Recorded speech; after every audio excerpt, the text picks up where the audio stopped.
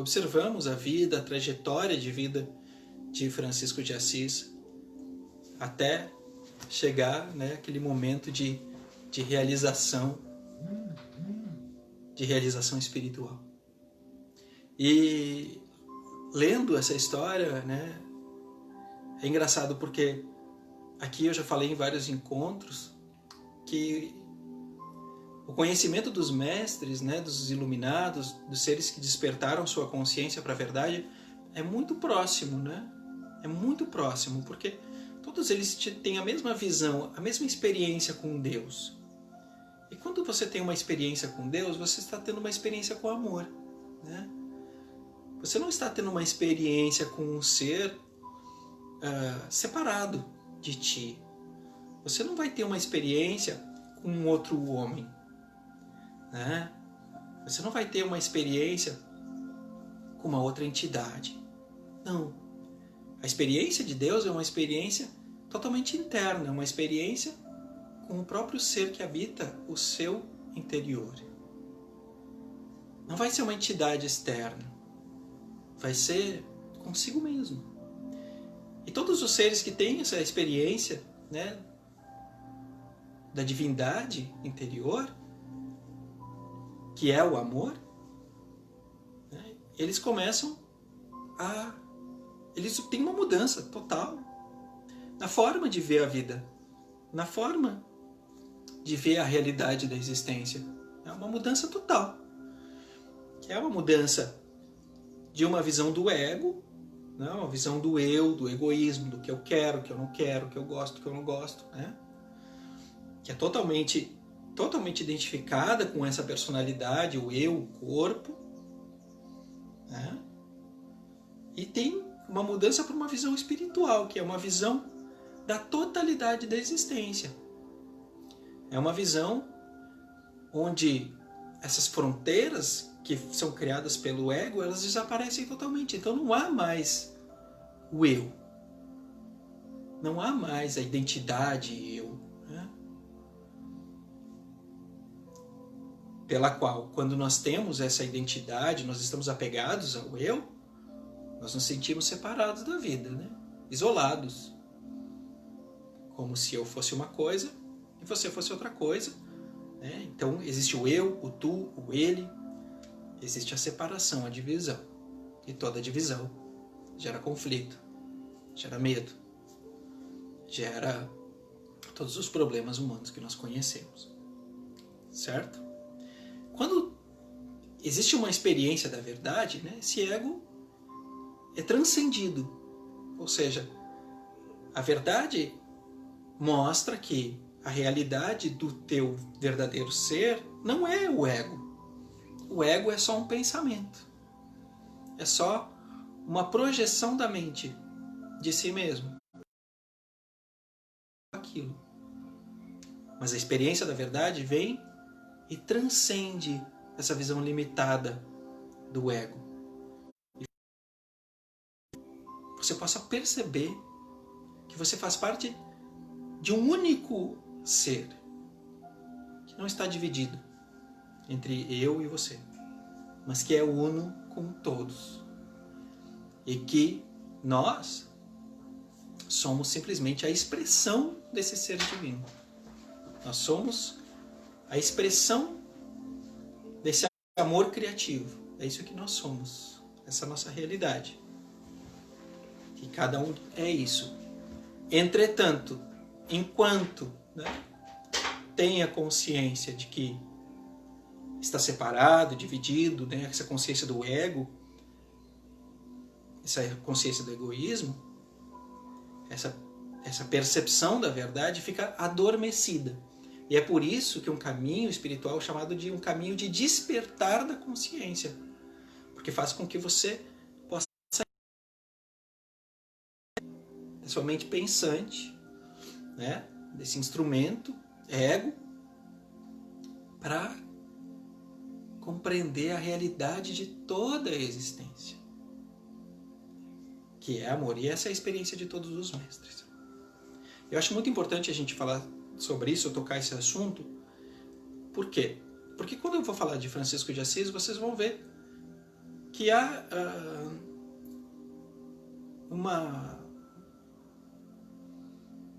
há coisas muito parecidas, né? Muito próximas com a vida de Cristo, com a vida de Buda, ou com a vida de qualquer ser iluminado.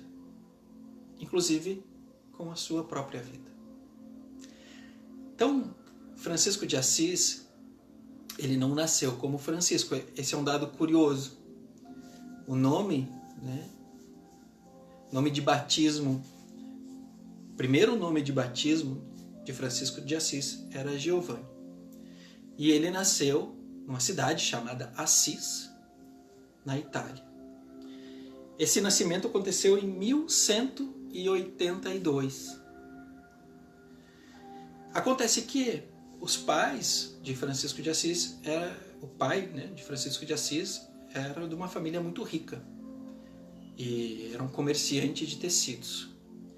Quando Francisco nasceu, quando Giovanni nasceu, o pai de Francisco estava na França, estava viajando na França a trabalho. E quando ele voltou, ele rebatiza, né, Giovanni como Francisco. Então, nesse momento, Francisco torna-se Francisco.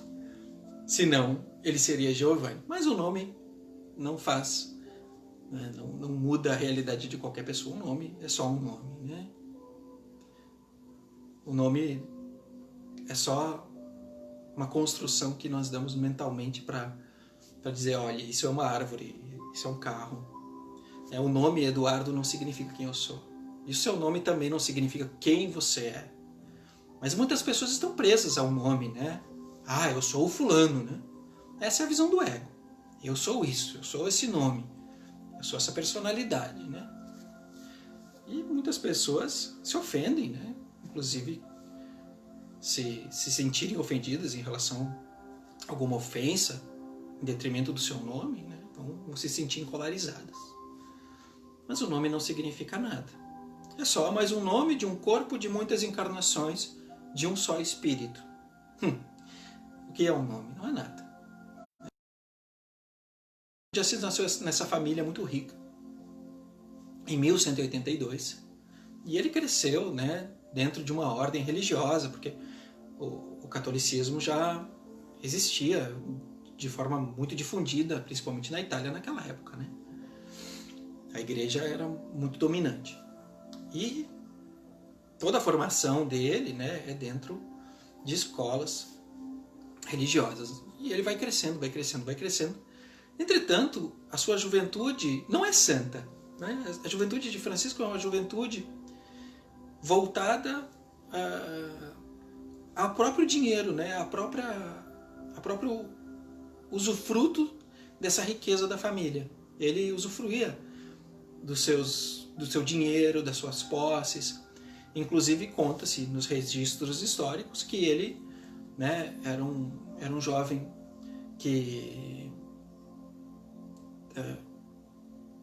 fazia muitas festas e bebia, enfim, né, vivia a sua juventude de uma maneira totalmente desprovida de qualquer senso espiritual, né? Ele simplesmente vivia a sua materialidade. Não havia uma consciência de quem ele era até então. Acontece que, né, Assis, a cidade de Assis começa a entrar em conflito com outras cidades da Itália, né, a conflitos pelas posses.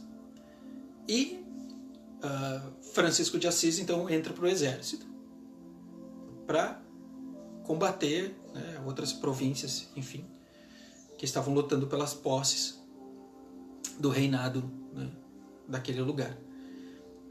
E Francisco de Assis é capturado, né? Capturado e se torna-se um prisioneiro. Quando ele se tornou um prisioneiro, ele ficou 2 anos preso. E nesse momento ele começa a refletir sobre a vida, né? Nesse momento ele tem que parar. A vida diz, pare para ele, porque a forma como você está vivendo a vida é uma forma totalmente contrária à sua realidade espiritual. Você veio para cá para um outro propósito. Pare. Né? E quando ele para, ele começa a refletir sobre a vida. Ele começa a refletir sobre o dinheiro, sobre o poder, sobre as posses. E quando ele sai da prisão, né, ele uma outra forma de ver a vida. É muito interessante isso. É muito interessante porque eu vou pegar o exemplo de Buda, né? Buda era filho de um príncipe.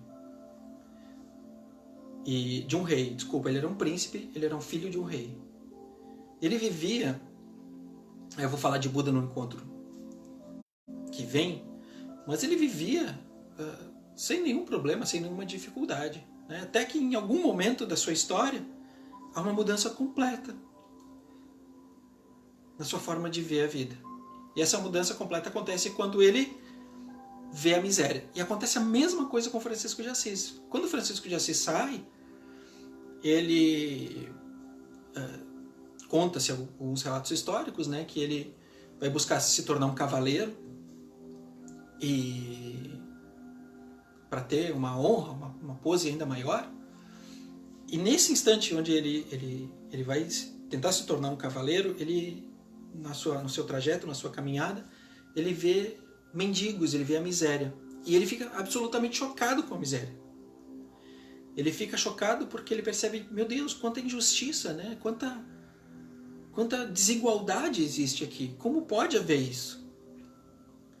E aí ele fica completamente abatido naquilo. Ele diz, bom, tem que haver uma coisa muito maior do que essa vida aqui. Porque Deus não pode ser isso. Não pode fazer com que algumas pessoas sejam dotadas de privilégio e outras vivam numa miséria, numa pobreza total. E aí ele se recolhe. Ele se recolhe e busca dentro da religião, dentro do catolicismo, uma resposta. Conta-se alguns fatos que, certo dia, ele está nessa busca pela verdade, né? E ele escuta dentro de si uma voz. Né? Uma voz que dá a ele essas respostas que ele está buscando. Bom, essa é a história de Jesus e essa é a história de Buda, por exemplo, né? Jesus também conta-se, a gente vai falar sobre a vida de Jesus também nos próximos encontros, que Jesus estava num conflito existencial muito grande em função daquela educação judaica, né? De um Deus punitivo, de um Deus que castiga. Né? Ele não acreditava naquele Deus, então ele vai buscar a verdade. Ele passa 5 anos da sua vida, dos 25 aos 30 anos, em peregrinação pelo deserto, buscando a verdade e meditando, né, no silêncio de si mesmo, até que aos 30 anos ele se ilumina. Ou seja, o que é iluminação? Né?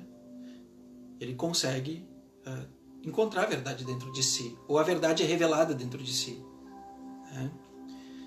Acontece a mesma coisa com Francisco de Assis, naquela vontade em conhecer a verdade, naquela vontade em saber da verdade da existência, do que é Deus, do que é a vida, ele descobre dentro de si mesmo.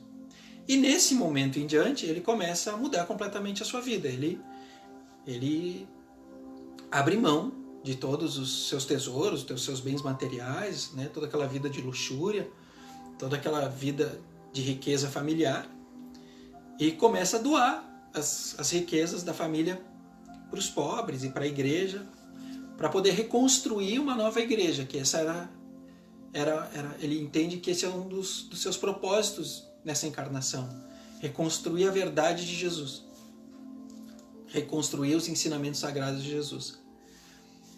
E nesse momento, né, o pai dele se volta contra ele e deserda, né, Francisco de Assis, e ele conta-se algumas histórias que inclusive ele tem que fugir do seu pai completamente nu, e porque o pai dele queria prendê-lo e estava pensando que o filho havia enlouquecido. Mas não foi isso que aconteceu, porque o pai dele, claro, não conseguia compreender aquilo que tinha acontecido com seu filho, né? E o que tinha acontecido com seu filho é algo incompreensível para o ego, né? A iluminação é totalmente incompreensível para o ego.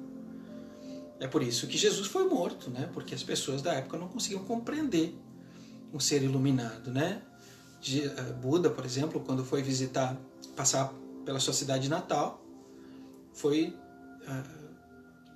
insultado. As pessoas que conheciam Buda antes da sua iluminação não conseguiam entender o que havia acontecido com Buda, né? Acontece em todos os seres iluminados. É uma transformação tão grande de consciência, que a pessoa se torna uma pessoa totalmente diferente. Totalmente diferente. Então Jesus se tornou Cristo, né? Siddhartha se tornou Buda. Não eram mais as mesmas pessoas. Por quê?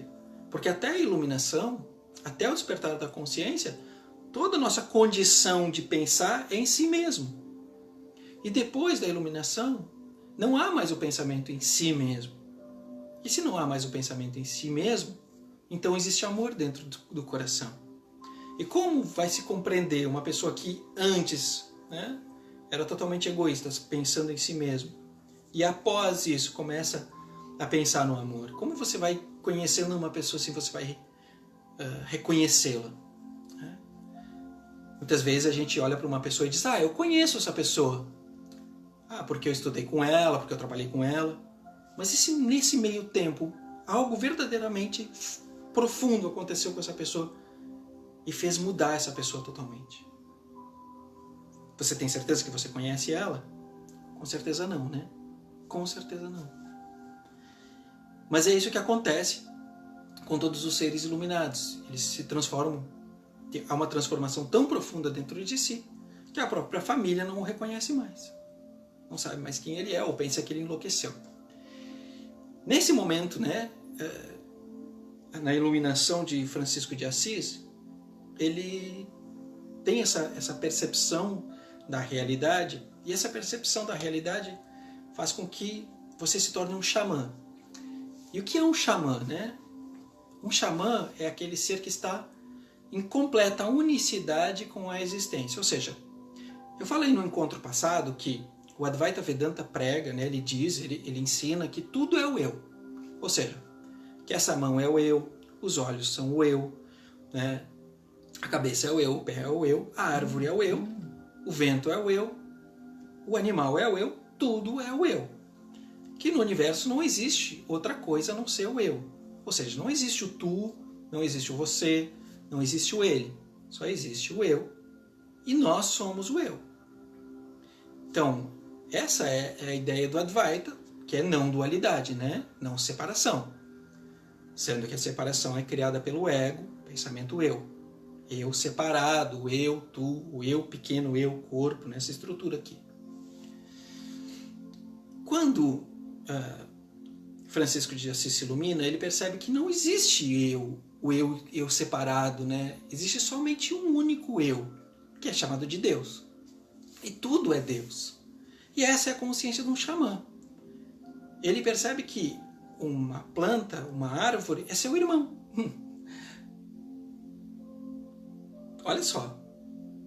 Ele percebe que um cachorro, um gato, é o seu parente.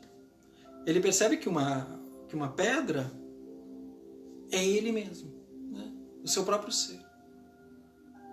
Porque ele se torna um com a própria natureza. Ele se torna integrado novamente. Para a gente poder fazer uma analogia, é a mesma coisa que uma célula do seu corpo. Imagina que uma célula do seu corpo pensa que ela está totalmente separada de você. Que ela vive de uma maneira totalmente isolada dentro de ti.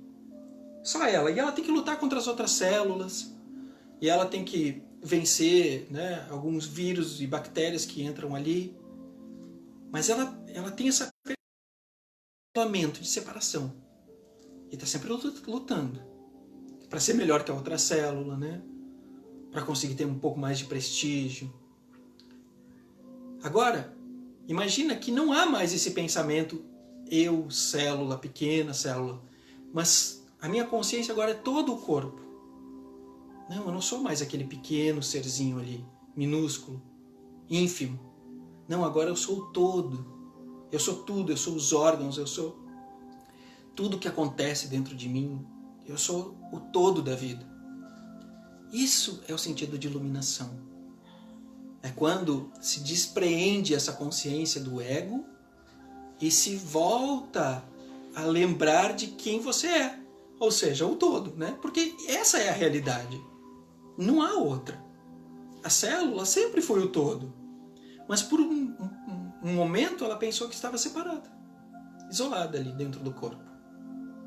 E é assim que nós pensamos que nós estamos dentro do corpo de Deus. Essa é o nosso pensamento, né?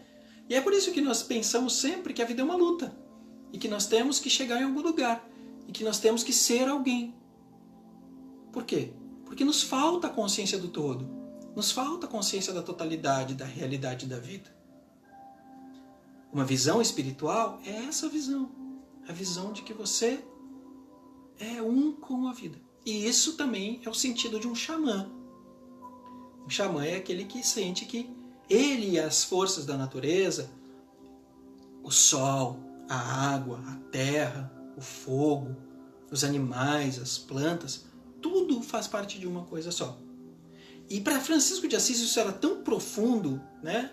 Essa revelação foi tão profunda que ele tinha o dom de falar com os animais. Ele adquiriu esse dom, né, de falar com as plantas. Então ele dizia para as plantas, né, para uma árvore, por exemplo, cante a canção de Deus para mim.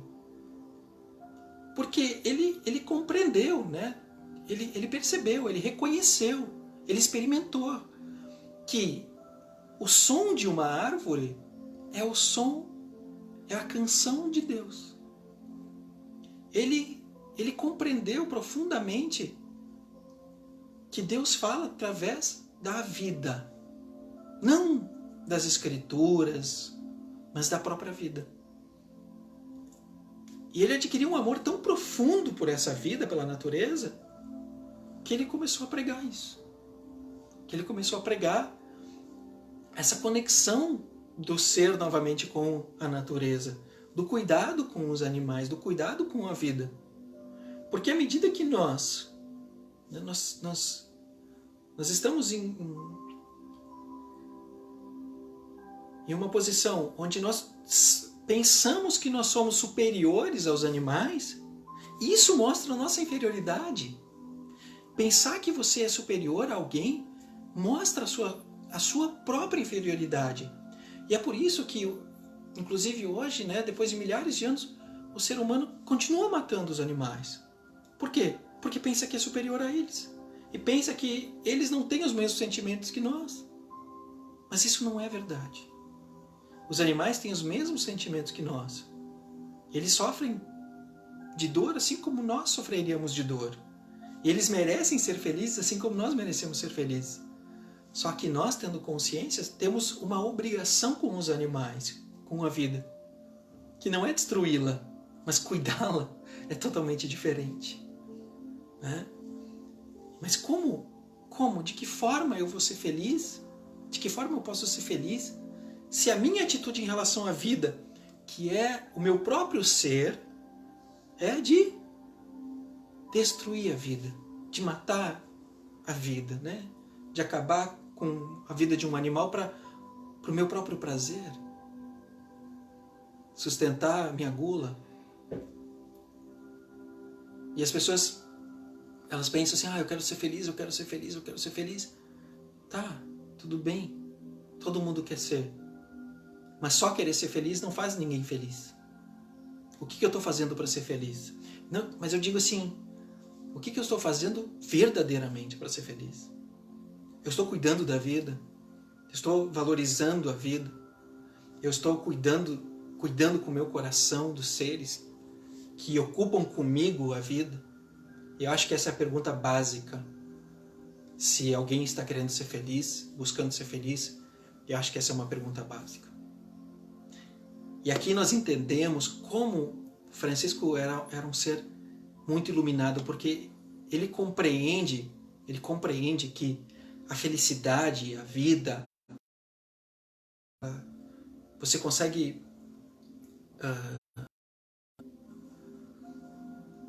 esse estado de preenchimento interior à medida que você se despreende do seu ego, né? E você se doa. E na oração de São Francisco, o que ele ensina, né? Na oração que, para mim, eu acho que é uma das orações mais conhecidas do mundo inteiro, né? Ele diz, Pai, que eu possa dar. Ele fala isso, que eu possa entregar. que eu possa perdoar, eu dar esse gesto de perdão, para que depois eu possa ser perdoado. Que eu possa compreender, para que depois eu possa ser compreendido. Para que eu possa amar, primeiro amar, e depois ser amado. Porque é dando que se recebe. E o que ele está falando aqui? Ele está falando da lei do karma, né? Dar e receber. Ação e reação. Essa oração, para mim, ela sintetiza a lei do karma. Porque é dando que se recebe. É perdoando que se é perdoado. E é morrendo que se vive para a vida eterna. E o que é essa morte, né, que Francisco está falando? Que morte é essa? Gente, não é a morte do corpo. Ele não está falando que para encontrar a vida eterna, você vai encontrá-la depois que o seu corpo morrer. Ele está falando que é amando que se é amado, é dando que se recebe, é perdoando que se é perdoado. E é morrendo. Morrendo para o quê? Morrendo para o seu próprio ego, para o seu próprio egoísmo, né? Para o seu próprio eu. Não é isso que ele fala na oração? Amar, perdoar, dar. Ele não está falando que nós devemos morrer para o nosso ego. O que é o ego? Eu quero, eu preciso, eu quero ser amado, né? Eu quero estar em paz, eu quero ser bem visto, né? Eu quero ganhar carinho. E ele está dizendo, morra para isso. Dê, porque é só dando que você vai receber. E esse receber, gente, ele não está falando de você receber isso de alguém. Não. Ele está dizendo alguma coisa muito mais profunda do que simplesmente, então se eu amar o meu marido, minha esposa, ela vai me amar também. Não, ele não está falando disso. Ele está falando que se você amar, olha só, se você amar, isso vai nascer esse amor dentro do seu coração. E se isso nasce de dentro de ti, você vai experimentar o amor. Porque a única forma de experimentar o amor é quando você ama. Olha bem, pode ser que você esteja com uma pessoa que te ama, mas se você não ama, você não consegue absorver esse amor. Não importa o quanto as pessoas te amem, se você não tem amor dentro de ti, você não consegue sentir o amor dos outros. Primeiro, precisa despertar o amor aqui dentro. E é por isso que ele está dizendo que eu possa amar para depois ser amado. Ser amado. Ser verbo ser. Eu sou amado. Eu sou o amor. Não que eu vou ser amado por alguém. Não porque eu me tornei agora o amor, porque eu amo. Olha essa profundidade de ensinamento contida nessa oração. Que não é uma mendicância assim de então eu vou perdoar porque assim eu vou ser perdoado. Não, eu vou perdoar porque se eu perdoo, eu me torno o perdão. Eu sou o perdão. E se eu morrer para toda essa ideia de eu ter que ganhar, receber, né, essa ideia que vem da carência, né, de eu ter que ser respeitado, né, se eu morro pro ego, eu vivo. É morrendo que se vive. Porque as pessoas que estão presas ao ego não estão vivendo. Elas vivem de uma forma tão presa a si mesmo, elas estão tão preocupadas com seus próprios problemas, elas estão tão presas aos seus próprios desejos, elas estão tão ansiosas para chegar em algum lugar, que elas não estão vivendo a vida. Para viver a vida, você precisa da mente totalmente livre da ambição, dos desejos, da ideia de se tornar alguma coisa no futuro. E tem uma frase de Francisco de Assis que eu li em algum momento da minha vida, eu não sei onde e quando, mas me tocou profundamente, que ele diz assim, né? Tudo que você está buscando está exatamente agora na sua frente. E o que nós estamos buscando é a vida. Nós estamos buscando, do fundo do nosso coração, viver a existência em toda essa dimensão de ser. E ele diz, tudo que você busca está agora na sua frente. Mas como eu vou ter olhos para ver, né, que é o que diz Jesus, é preciso olhos para ver. Se eu estou preso ao meu ego, não vou conseguir ver. Quando nós estamos presos às nossas próprias preocupações e desejos, eu não consigo ver as necessidades dos outros. Gente, quantas vezes acontece, né, das pessoas dizer, poxa, eu não vi que meu filho estava precisando de ajuda, eu não vi que meu filho estava triste, eu não vi que meu marido estava em depressão. Por quê? Porque quando a gente está preso a esse ego, nós não conseguimos ver o outro. Porque a própria visão do ego é a visão de si mesmo, né? A visão do seu próprio corpo, suas próprias necessidades. E ele está dizendo assim nessa oração que você só adquire a vida eterna se você puder morrer para o seu ego. Morrer para o seu egoísmo.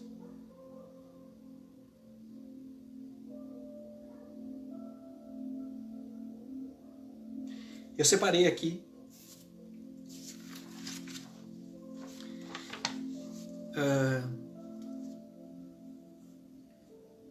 quatro ensinamentos.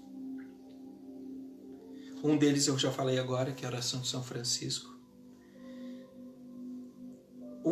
Um outro ensinamento que ele diz é: onde há amor e sabedoria, não há temor nem ignorância. Onde há amor e sabedoria, não há temor nem ignorância. Muitas pessoas sofrem de crise de pânico, medo, né? Nos dias de hoje, principalmente em relação ao coronavírus, a gente viu muita gente sofrer com crise de ansiedade, crise de pânico e tudo mais.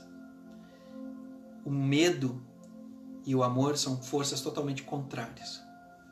Se você está com medo, você não consegue amar a si mesmo. E se você não consegue amar a si mesmo, não tem amor próprio, amor por si mesmo, você é refém de pensamentos autodestrutivos, os pensamentos do medo, né? Eu vou morrer. Mas quando existe amor por si mesmo, quando você está amando a si mesmo, totalmente e completamente, não há medo. Quando você ama alguém do fundo do teu ser, com todo o teu ser, com todas as suas forças, não há medo. Porque não há espaço para as ilusões. O amor preenche tudo. E o medo só existe quando não há o preenchimento. Ou seja, quando você não está amando. O medo é a sombra, o amor é a luz. Quando existe luz, não há sombra. Mas se você desligar a luz, o medo vai estar lá. A sombra vai estar lá. E na sombra você imagina muitas situações, né, que podem vir a acontecer. É como se você estivesse dentro de um quarto escuro, imaginando que existe um fantasma, que existe, né, alguém que pode te ferir. Mas se você liga a luz e você reconhece, não há nada. Você se liberta. O amor liberta, porque o amor é luz. E a luz é consciência. E a consciência é sabedoria. E quando há sabedoria não há ignorância, né? Porque a ignorância é o quê? A ignorância, ela é fruto do próprio medo. E o medo é sempre aquilo que você não conhece. A consciência, você estar consciente, atento, alerta, presente, traz a sabedoria. E a sabedoria traz a paz. Você olha e vê que todos esses pensamentos são simples imaginações. Não são a verdade. A verdade é o que é. A vida acontecendo momento a momento. Qual é a ilusão agora, nesse exato momento? O que te faz sofrer agora, nesse momento? Quais são os teus problemas agora, nesse momento? Onde está o medo agora? Olha, qual é o medo que você tem? A não ser que você comece, né, que você esteja preso a pensamentos ilusórios, o medo não existe. E a percepção da verdade, a sabedoria, a percepção da realidade faz com que dissipe. Né? É muito simples, mas é muito profundo. Como eu disse no encontro passado, tudo que é muito simples é muito profundo.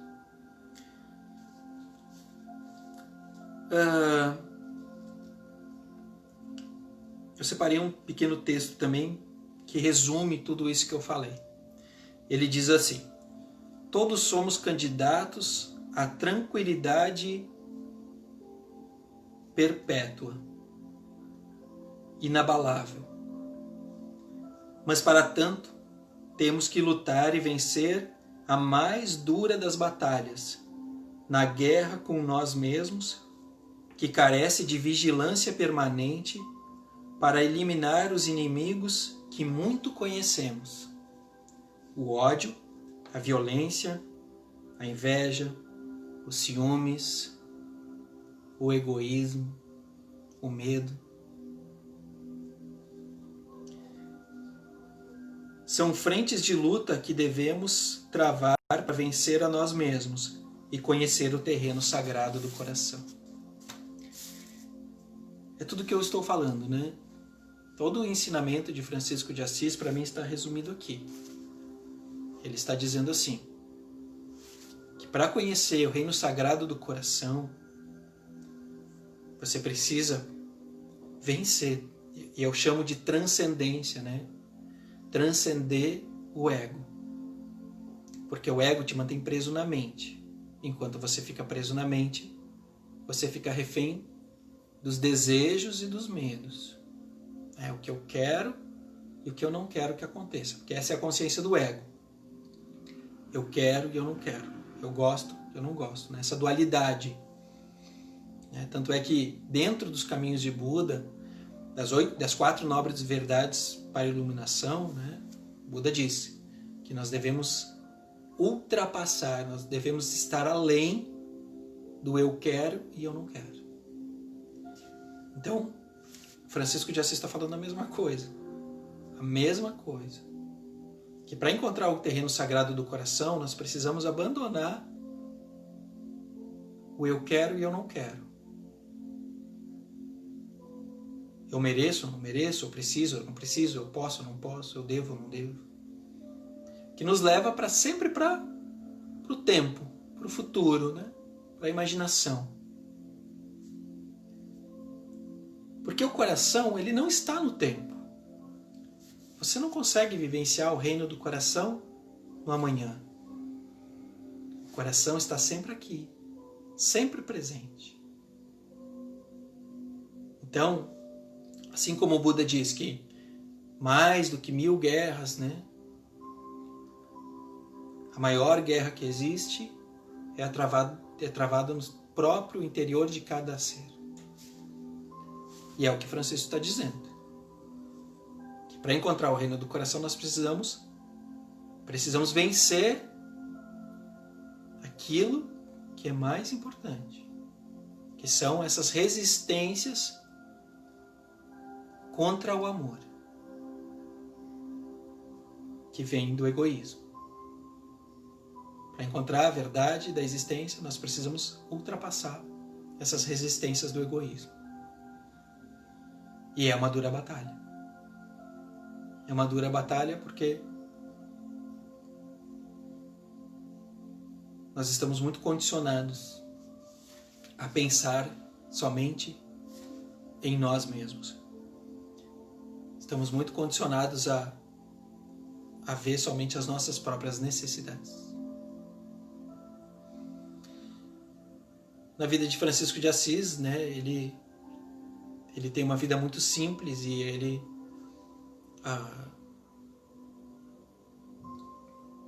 monta uma fraternidade abdicada, né, das luxúrias da matéria. Os franciscanos. E por algum tempo eles viveram, inclusive, na floresta. Existe muito mais a se falar aqui, mas o nosso tempo também é curto. Eu pretendo cumprir com o que é planejado de 1 hora de encontro. Mas eu acho que a essência sempre está na mensagem de um ser iluminado. A vida, a história, na verdade, né, não tem peso algum quando comparado a esses ensinamentos que são trazidos e que quando nós olhamos para dentro do nosso próprio ser e buscamos reconhecer sem vaidade ou orgulho essa necessidade que nós temos também de ir além e transcender esse ego, nós começamos verdadeiramente aqui uma caminhada espiritual. Ninguém começa uma caminhada espiritual sem a vontade muito profunda de transcender seu próprio egoísmo, que é a fonte de todo o seu sofrimento. Uma caminhada espiritual não é uma caminhada de conhecimento teórico das coisas. É uma caminhada de observação da minha própria sombra, onde eu aprendo a olhar, identificar, ser vigilante, né, o que Francisco fala aqui, estar vigilante, observando, vigiar, observar. Essa palavra ela é muito forte. Pensa que você está vigiando uma criança. Para vigiar essa criança, você precisa dar a ela muita atenção. Você precisa estar muito atento a ela, né? E é o mesmo que ele diz. Para vencer o egoísmo, é preciso estar muito atento, muito presente, né? É preciso que você não se distraia para conseguir identificar todas as vezes que as tuas ações estão sendo baseadas nesse egoísmo. E assim, abandonar essas ações que outrora na sua vida estavam sendo ligadas ao egoísmo para poder voltar e se conectar com algo mais profundo dentro de si, que é o seu coração, e buscar de dentro do seu coração as ações amorosas, as ações que é aquela ação que a gente chama ação correta, que é a ação que vem do coração. Porque só o coração conhece a unicidade da existência. Só o coração conhece esse estado de não dualidade. O coração não é dividido. O coração, ele é íntegro, ele é unificado. E é pelo coração que você se torna inteligente. Você pode ser esperto na sua mente, mas a inteligência está no coração. E hoje, inclusive, a ciência já comprova que a inteligência está no coração e não na mente. A mente é conhecimento passado. O coração é sensibilidade, é intuitivo. Está além do que eu conheço. Então é sabedoria. Sabedoria. Mas é preciso, então, vencer, né? A vaidade, eu sei, o egoísmo, o orgulho, né? Só eu sei. Essa ideia que me faz pequeno, é por isso que muitas filosofias chamam o ego de pequeno eu. Que nos tornam tão pequenos assim. Muito bem. Vamos encerrar essa noite, então, com uma meditação, pode ser?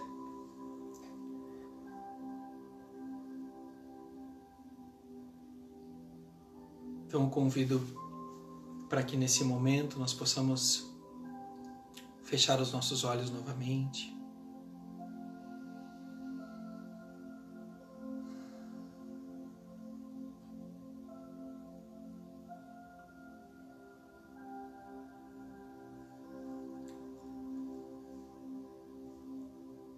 retomando a consciência,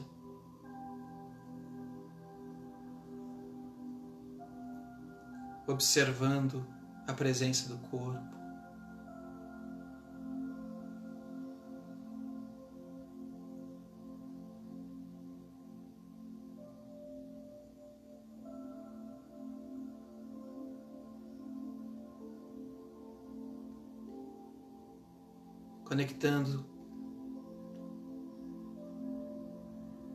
Conectando-se com a respiração,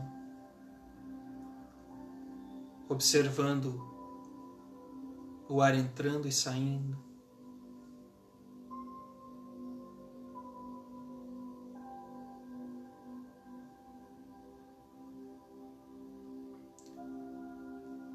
vai percebendo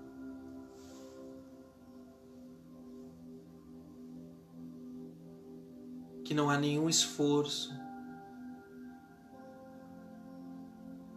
nesse exato momento, não há nenhum esforço que precise ser feito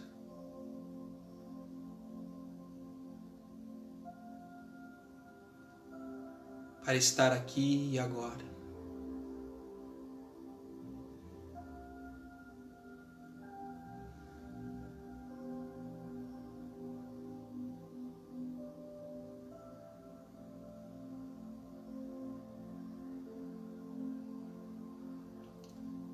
Todo o esforço é uma mera ilusão de que você pode controlar o que vai acontecer na sua vida. Mas nesse instante, eu te convido a abandonar o controle sobre o tempo.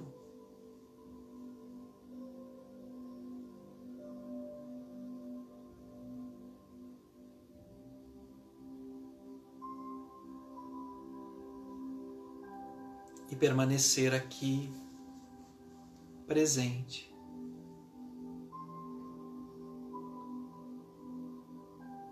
Reconhecendo simplesmente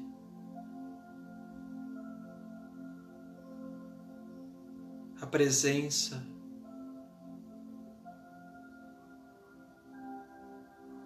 da vida que acontece momento a momento, sem nenhum esforço.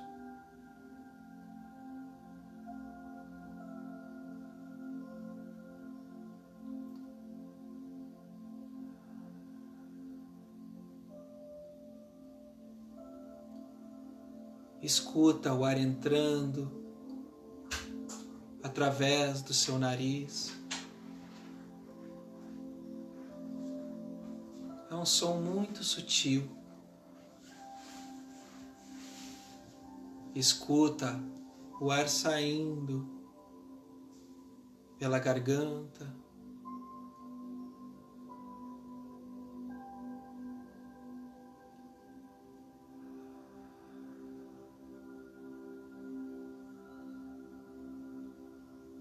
E observa que aquele que escuta está em silêncio.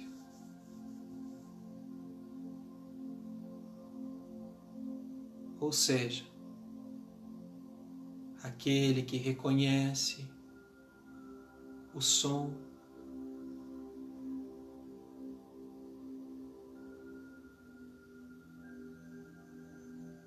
a consciência é silenciosa.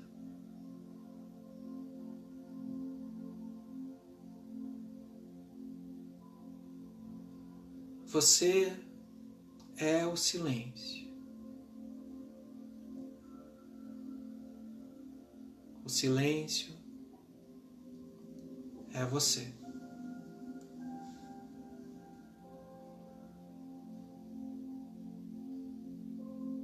Palavras são como ruídos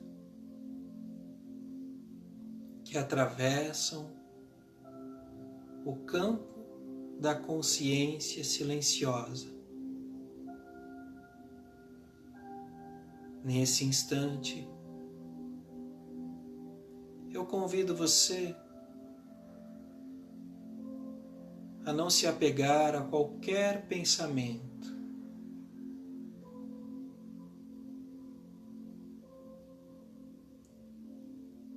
Que se passe na sua mente, como um ruído.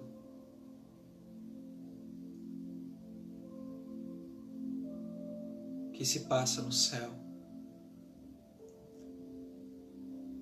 E permaneça com a sua atenção voltada a esse campo de percepção que reconhece, sem esforço,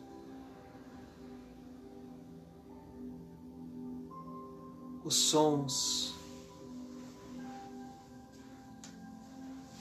o som da rua,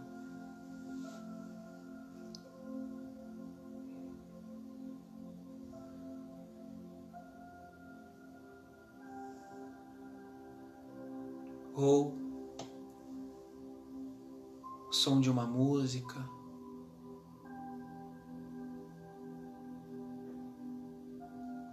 ou o som de um pensamento.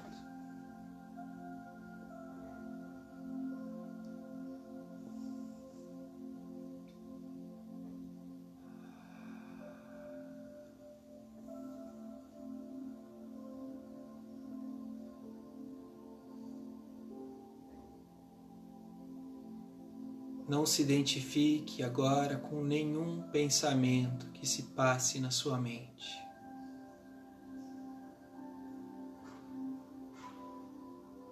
E volta a sua atenção para dentro do seu coração.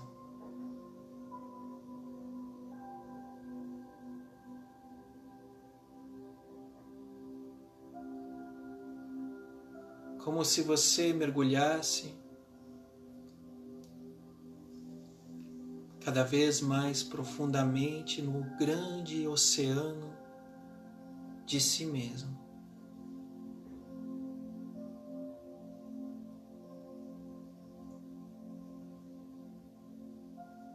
E no fundo desse oceano, uma porta se abrisse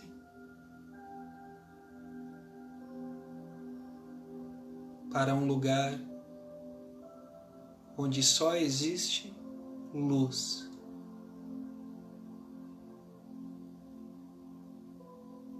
Calma, tranquilidade e paz. E onde você é isso.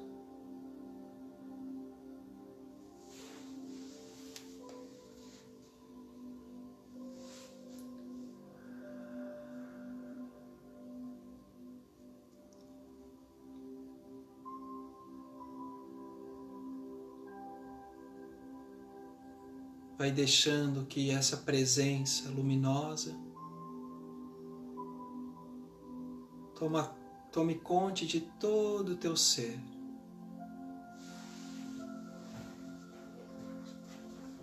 De cada parte do seu corpo.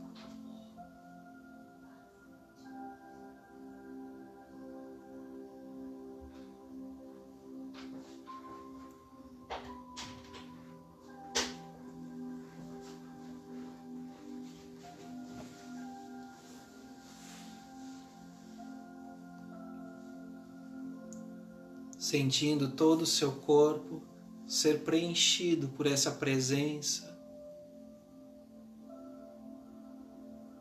de tranquilidade, de calma, de paz e de amor.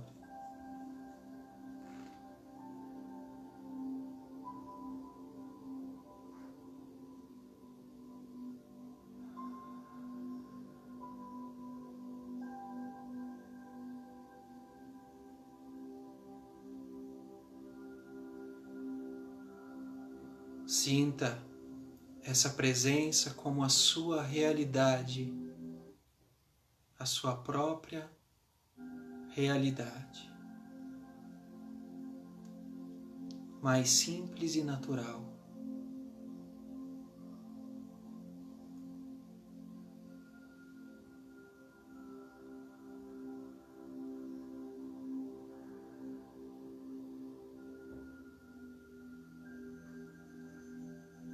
Bebendo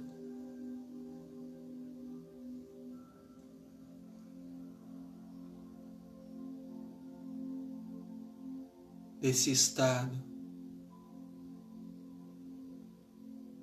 te embriagando por esse estado de ser.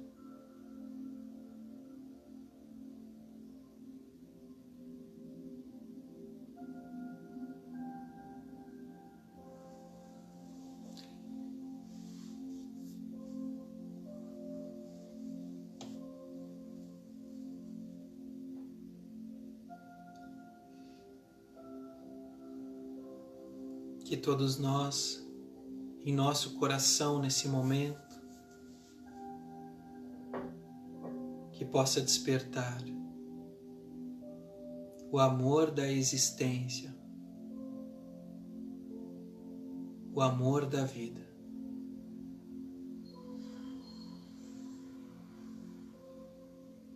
Que nossa mente, nesse momento, possa se tornar um instrumento desse amor. E que nosso corpo, agora, possa ser o agente da ação desse amor.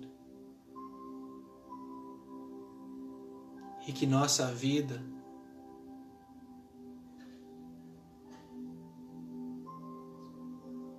possa estar em unicidade com a inteligência amorosa.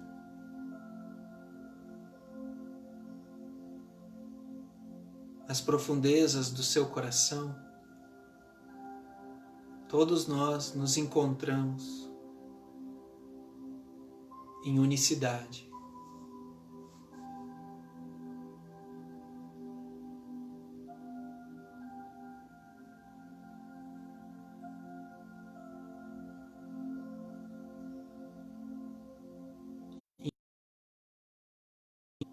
Em amor.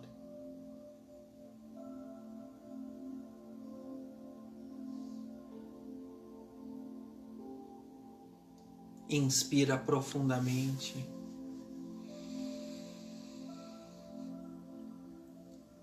O ar, que também é amor.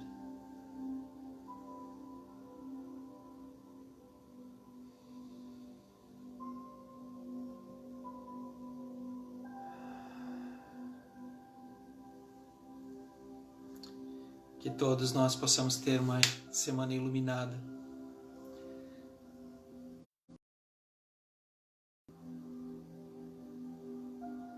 Agradeço de coração a presença de cada um nesse encontro.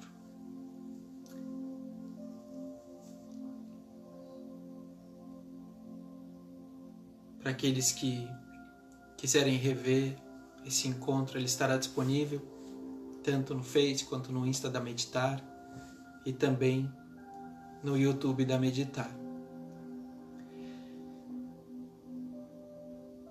Até o próximo encontro. Namastê.